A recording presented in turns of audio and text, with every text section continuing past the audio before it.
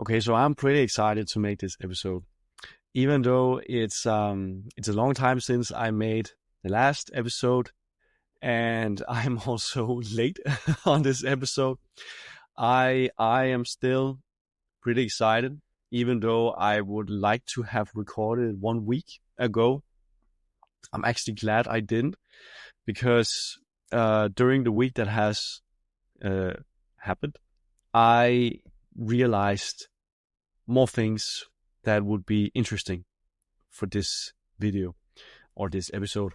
And it's about a bit of, I would like to call it a wrap up on the series that has been going on so far, which has been called the Journey to Deep Sense of a deep, I cannot call it, but a deep, that to gain more confidence, basically. Just said in a very, very nice way.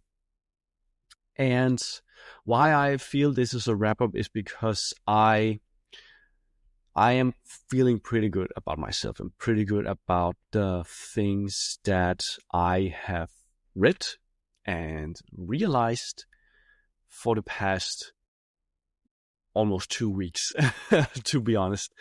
So what happened was that I started reading a book called The Courage to Be Disliked. And I actually didn't knew much about what I was going into at first. It was just a coincidence that I was able to borrow the sequel, which is called The Courage to Be Happy. I was able to borrow that pretty easily, so I was like, well, I guess I am going to read the first book. For it would make sense for me to read the sequel. So I waited for it and I borrowed it, and it was time, and I was like, okay, I'm just gonna read it. And I started, and it was not what I had expected.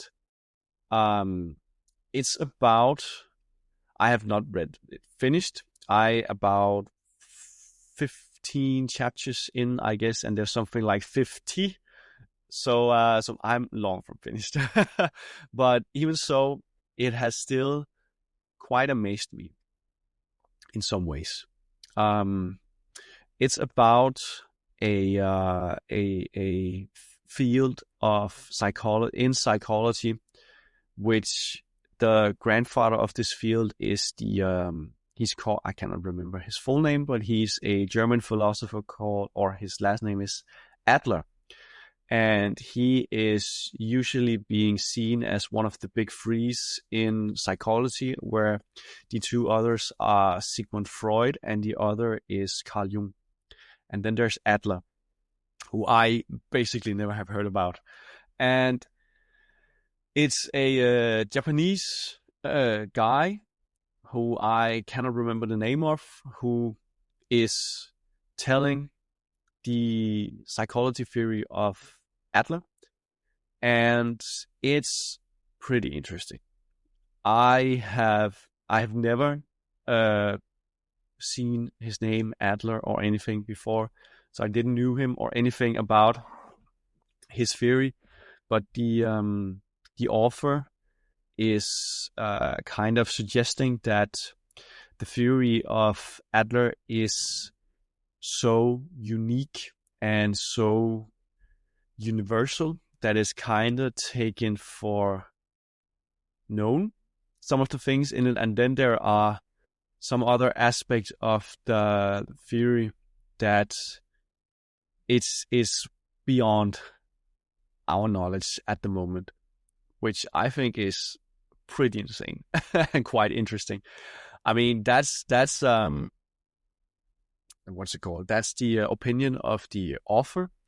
And I mean, other people who might be more into Sigmund Freud and Carl Jung may say that it's not. It's very radical. Let me just say that. For example, one of the things that is believed in Adler theory is that trauma does not exist, because the past does not exist. What has happened in the past does not define who you are today. So when you think about traumas, people are traumatized because of something that happens to them in the past. But what Adler's theory says is that it's not the thing that happened in the past that has traumatized you. It is the meaning that you have given this thing that has happened in the past that is traumatizing you. So it's not what happened that's traumatizing you. It's the thought or the psychological aspect of what happened, or psychological aspect, which I think is pretty interesting. Not that I totally agree, but I can see where his ideas come from. That what has happened, and it's traumatizing us because we still keep on hanging on to it, to not to, so to say, or I mean, in Adler's theory is like, you're doing this on purpose. And I cannot explain it what he means it is, because it's, to me, it's still pretty complicated. And I'm not an expert at all. I'm just a beginner in this Adler theory psychology. But one of the things that struck me a lot was that, I gotta explain first that the way that this book is delivered is that it's kind of a fictional conversation between a youth and a philosopher. So there's a youth coming to this philosopher with a lot of questions about how he can change himself, because he doesn't like himself. And then the philosopher is trying to explain the Adler theory, and the youth is trying to understand it, and so on. At first, it was a bit weird to read, but now I'm actually kind of getting it. Also because they explained that it was how this kind of dialogue delivering is back from Greece philosophy with Socrates and Plato, because Socrates never wrote any of his philosophy down. It was his disciple Plato who wrote it all down, because Socrates would like to more participate in dialogues with people to explain his philosophy, and also get it, have people to say their opinions about it and such, to get it confronted, or so to say. So that's why it's delivered in this dialogue. So one of the things that this philosopher said to the youth was that the things that the philosopher said to the youth, he should not just take it as given or granted, but he should listen to it, and he should make his own opinion about what he said. And that really struck me, because I think I have told it before some time ago that I have not had a lot of confidence in myself, and I have not have many opinions of myself, but I have been a lot of a copycat, to copy opinions and also copy the way I was doing things and speech and so on, and not doing my own thing, because I did not had confidence in my own opinion and what I wanted to do and such. I have now. But now when I read this, it was more like a clear sign to me that what I do and what I want to do, what I want to create, that's unique, and it's mine, and it's okay that it's mine, and it might be wrong, but then I can just change it so that it still fits into my opinion, but so that is also correct. And what I'm thinking about when I'm talking about this is more like what I would like to create, to help other people. Because I think that there's a lot of information and courses and such out there that can help people.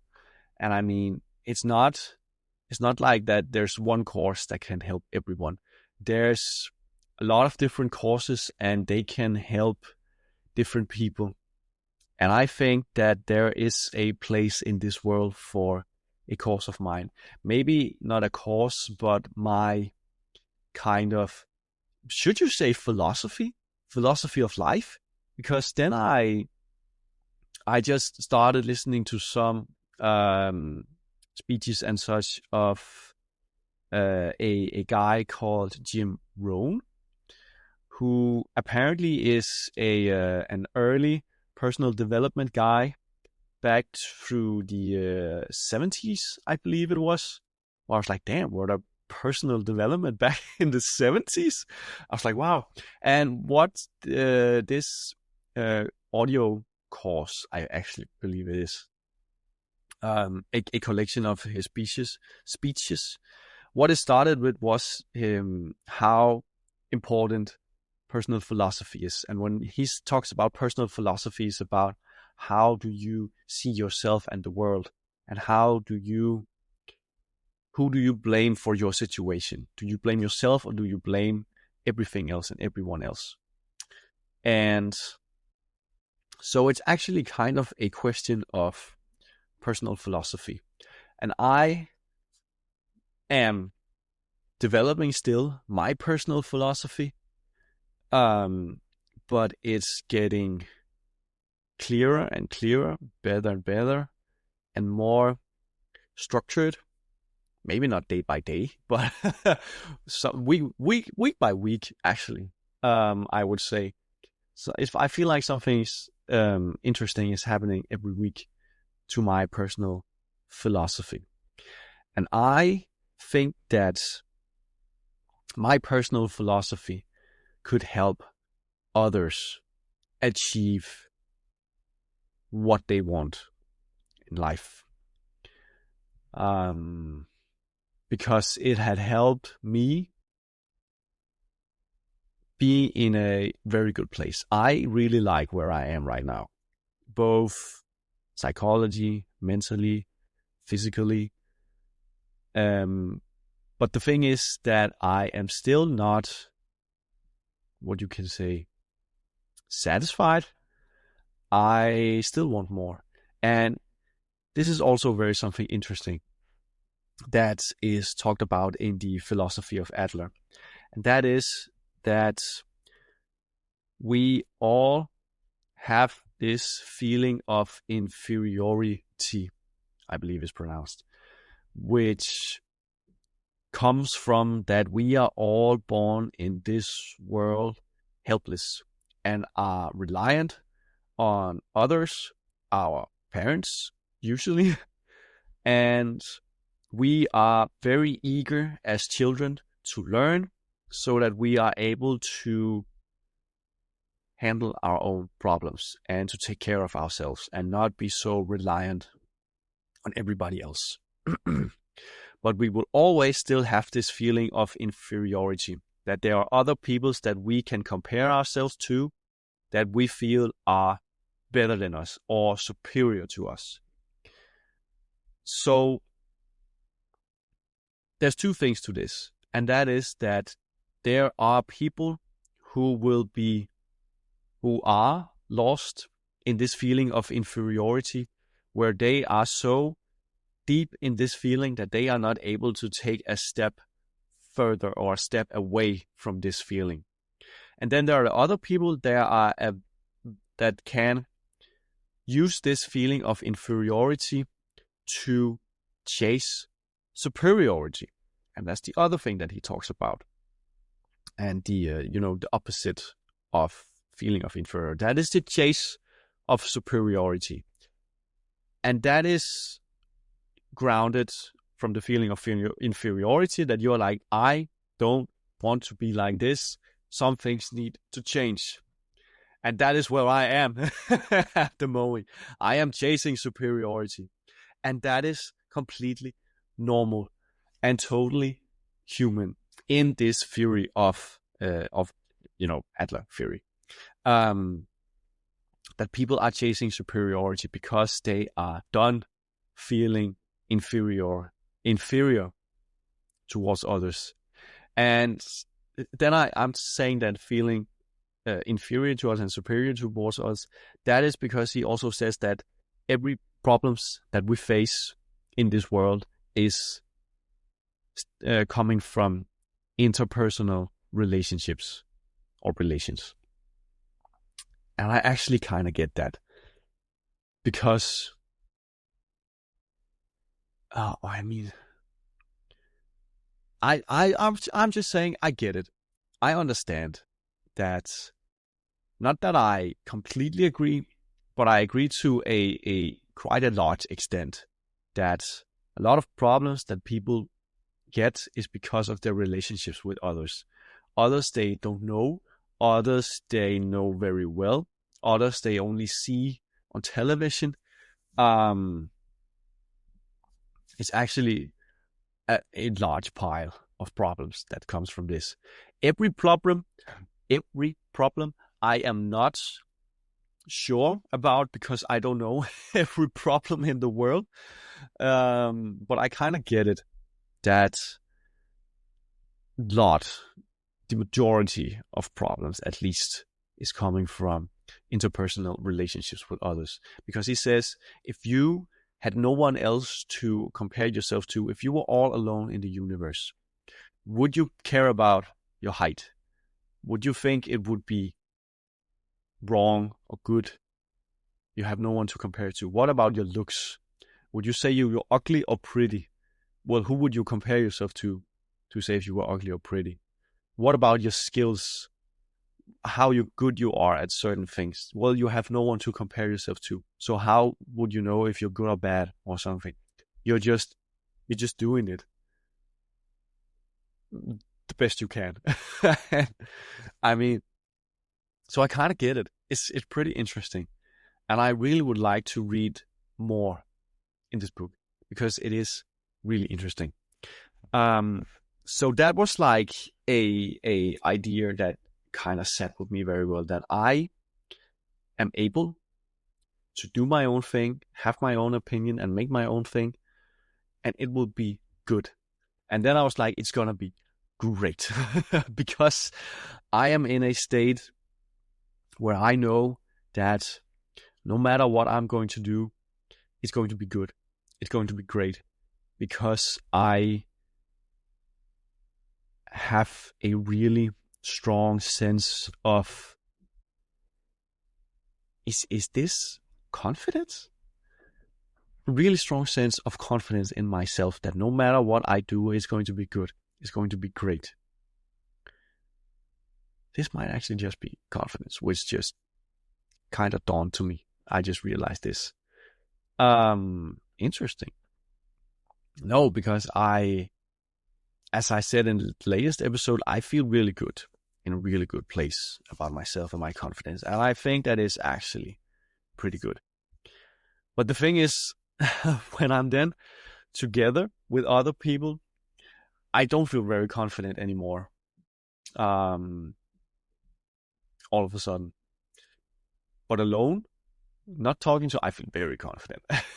it's weird. And I just need to also be confident among other people. I mean, it's better, and I am working on it.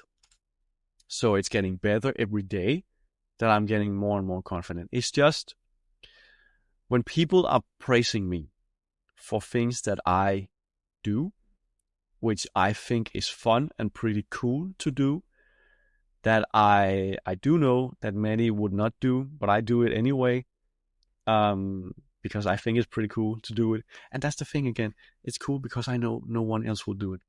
And people are praising me for it. I'm like, yeah, well, it's not that big a deal and such. And I get I don't know if it's embarrassment or what it is, but I'm just like, yeah, I just don't know what to say. It's weird. I just need to be, yeah, it's okay. It's great.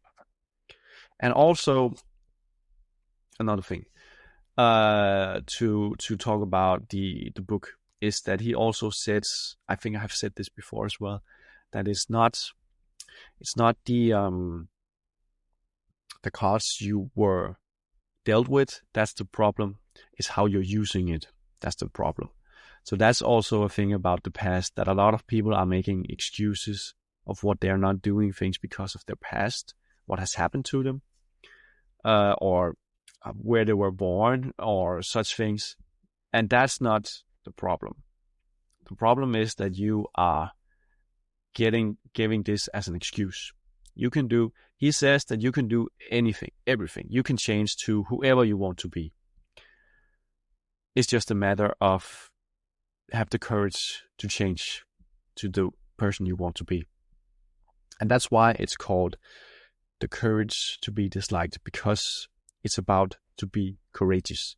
You have to be courageous to like yourself and to not care about that other people's don't like you. And to also have the courage to be the person who you want to be. That's pretty powerful. Not gonna lie. And then, is there any way to wrap this book up? I don't know. I think it was pretty powerful, and I don't think I'm going to finish it by the time I have it now, borrowing it, because I have too much work to do. And also just a little thing, I have written so many notes. I write these small notes, and I have written like 10 or something like that since the latest episode. And beforehand, I wrote like 1, maybe 2. So it's crazy. So one of the things that I also wrote or realized was that I had heard, I cannot remember where, but I had heard that a man is made. A man is not born, a man is made, which I think of as that is what the actions or things that are happening to a man that makes a man. And then I realized, well, that does not fit very well in the Adler theory, because the Adler theory says that it's not what has happened. The past doesn't exist. So what has happened to you does not make you a man. So then I was like, okay, so it's not external factors that makes a man. Well, if it's not, I cannot find the note where I wrote this. No.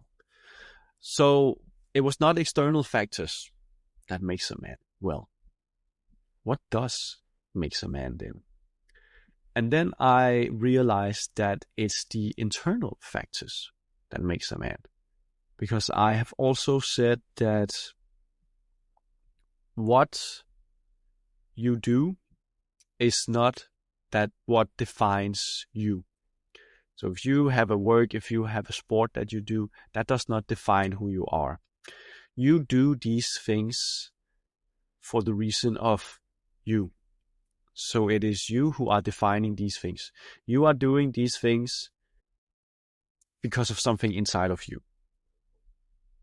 So it's coming inside out. That's what I believe, at least what I started to believe. I believed the opposite before my concussion. But then all my external factors was taken away from me, and I was in an identity crisis. And then I realized, well, I still have something inside of me, even though I don't have all these outside things. So now I realize that is the inside things, your core values and your personality and all these kind of stuff. We can discuss personality another time. Core values that makes you do the things that you do. So if you have shitty core values, then you do shitty things, shitty actions, shitty habits. If you have really good and great core values, well, then you do really good in life. You do great things, you do great values, great values, great habits, because you have good core values. And one of the most important things is confidence. I've realized confidence in yourself to say, I am good enough and I deserve the best.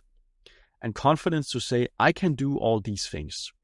I can be healthy. I can be confident. I can be disciplined and such. You can do all these things. You just have to say, I can. I believe in myself that I can do this. I talked about it a little in the past episode, and it's just so more powerful than I actually realized. That confidence is the source to development. The confidence in yourself that you maybe not deserve better, but that you can achieve the things that you want. Confidence in yourself. And confidence to be disliked by others. It's everything in confidence. So what makes a man? I wrote it someplace. Okay, I just wrote a man is confident. Oh wait, it's right here. So a man is made by choice, I also said.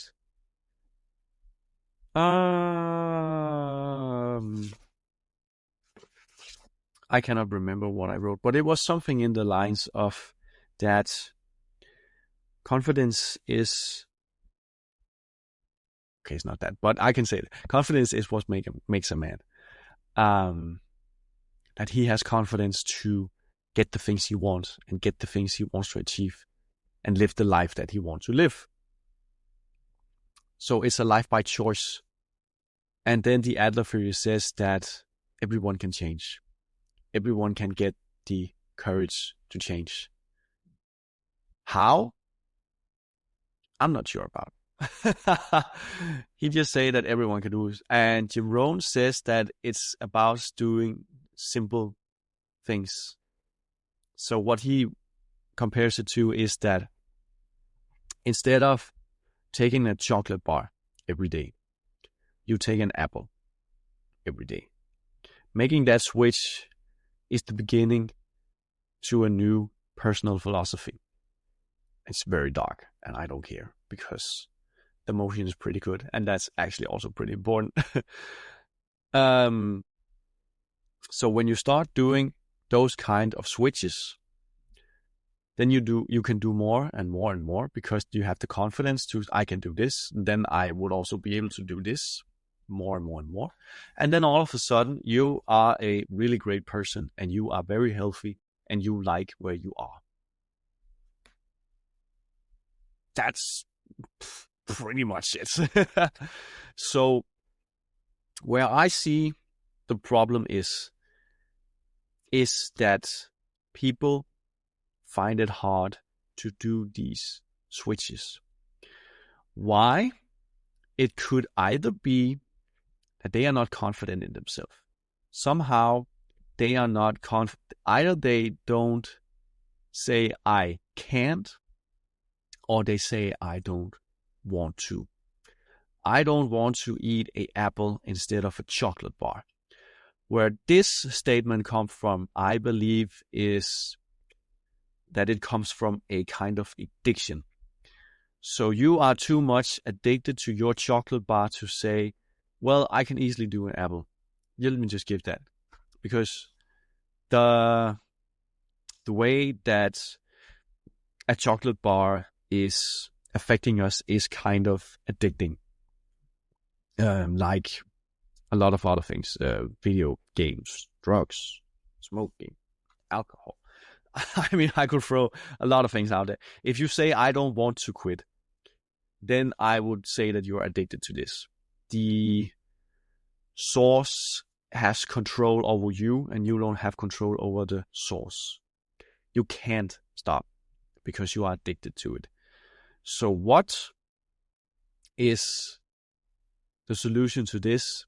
Well, that is the confidence in that you can do it, and the willpower and discipline for you to do it, and also yourself wanting to quit, to do something better with your life.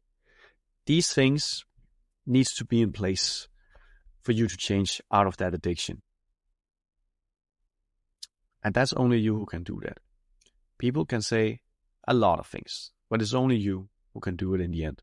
And then the last thing, if you say that you can't, that's a matter of confidence. That you need the confidence to be able to do it. So how to handle this is to take it in small steps. Like if you want to start being more healthy, start eating an apple a day instead of a chocolate bar. And then next, maybe try to switch out a meal, maybe your breakfast, making a healthier breakfast than a unhealthy breakfast. Like maybe not every day, but every second day or something like that.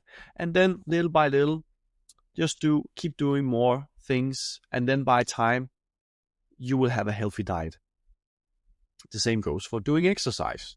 Start with doing maybe once a week and then go for twice a week when you are comfortable doing once a week.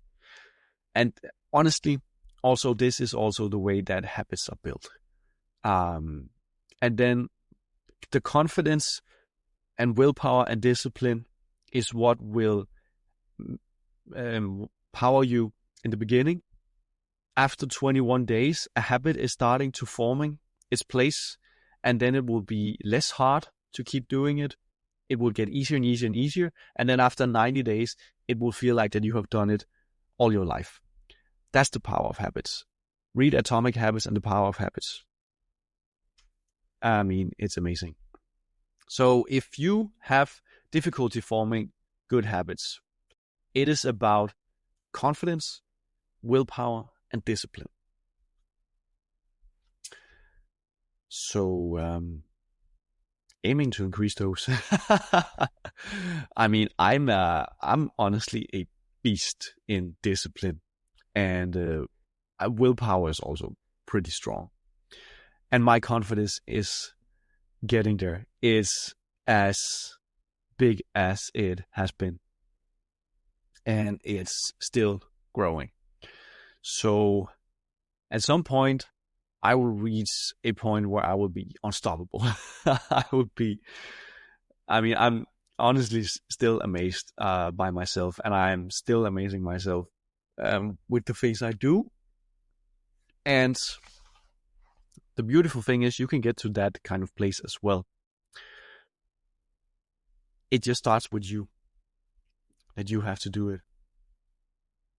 And I mean, in the beginning, it can be good to have someone to show you how to lead the way and to encourage you.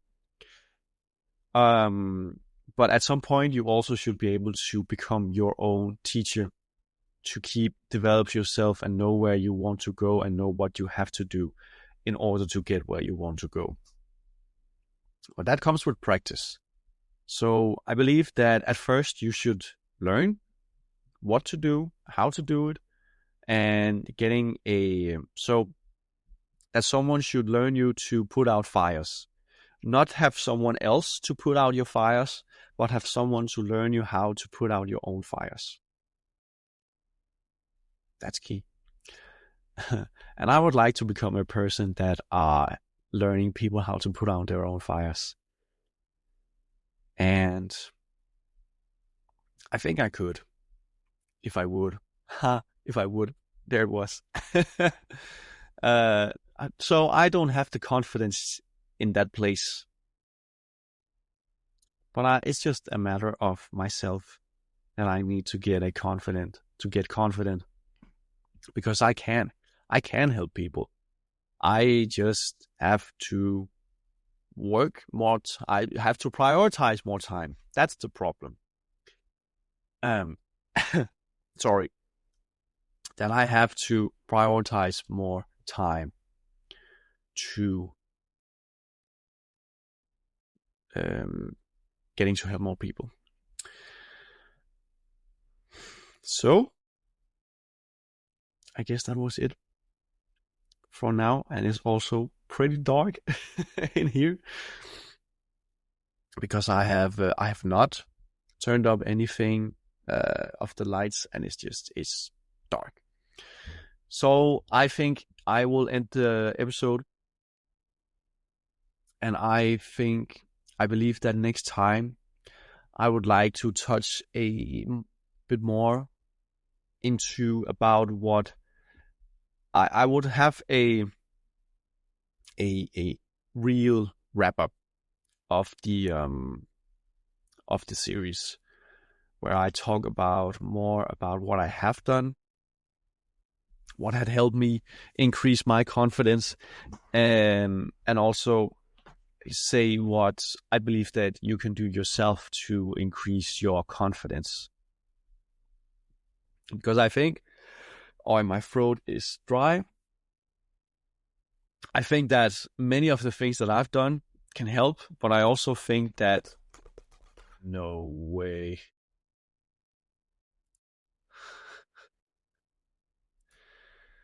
Okay, so that just happened, and yeah, I'm just gonna end the episode because that was a mess. So see you next time.